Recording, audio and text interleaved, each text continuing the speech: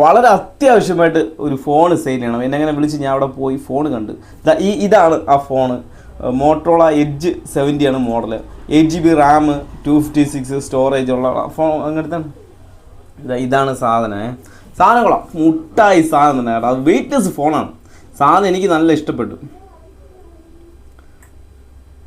അപ്പോൾ ഇതിൻ്റെ box, charger എല്ലാം ഇതിൻ്റെ കൂടെ തന്നെ ഉണ്ട്. 1 ഇയർ തികച്ച് 1 ഇയർ വാറൻറ്റിയോടെ നിങ്ങൾക്കിത് വാങ്ങാമേ.